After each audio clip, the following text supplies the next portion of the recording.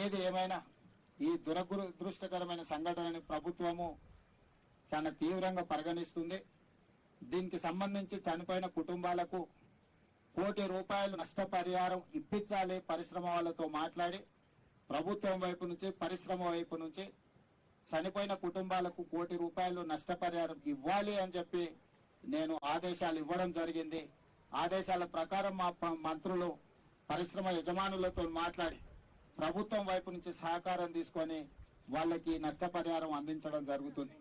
అదేవిధంగా తీవ్రంగా గాయాల పాలైన వాళ్ళకి పని చేసుకోలేని పరిస్థితులు, ఒకవేళ వాళ్ళు బ్రతికి బాగా ఇంటికి వచ్చిన పని చేసుకోలేని పరిస్థితిలో ఉంటే వాళ్లకు ₹10 లక్షల ఇవ్వాలి అని, అదేవిధంగా దెబ్బలు గాయాల పాలై కొంతకాలం పని చేయలేని పరిస్థితిలో ఉండి ఆ తర్వాత మళ్ళీ యథావిధిగా వాళ్ళు పనులకు వెళ్లే పరిస్థితి ఉంటే వాళ్లకు ₹5 లక్షల ఇవ్వాలని, అదేవిధంగా ఈ దుర్ఘటనలో ఏదైతే వైద్య సహాయం అందించాలనో 100% వాళ్ళకు సంబంధించిన వైద్య సహాయాన్ని పరిశ్రమలు అదేవిధంగా ప్రభుత్వం కలిసి పరిశ్రమ యజమానులు పెట్టుకోగలిగినంత పెట్టుకుంటారు.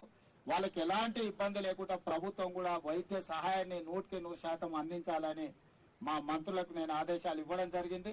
వాటిని పర్యవేక్షించడానికి కూడా అధికారులను చీఫ్ సెక్రటరీని, డిజాస్టర్ మేనేజ్మెంట్ స్పెషల్ చీఫ్ సెక్రటరీని, లేబర్ అండ్ ఎంప్లాయ్మెంట్ ప్రిన్సిపల్ సెక్రటరీని, ఫైర్ డిపార్ట్మెంట్ అడిషనల్ డీజీని ఒక కమిటీగా వేసినాం. వీళ్ళందరూ కూడా జరిగిన సంఘటన మీద విచారణ చేసి నివేదిక అందించడం జరుగుతుంది. దీనికి బాధ్యులైన అందరి మీద కూడా ప్రభుత్వం చర్యలు తీసుకుంటుంది. ఇందులో ఎవరిదైనా నిర్లక్ష్యం ఉన్నదా, లేకపోతే దురదృష్టకర సంఘటన ఏ విధంగా జరిగింది, బాధ్యులు ఎవరినో కూడా విచారణలో గుర్తించి వాళ్ళందరి మీద కూడా చర్యలు తీసుకోవడం జరుగుతుంది.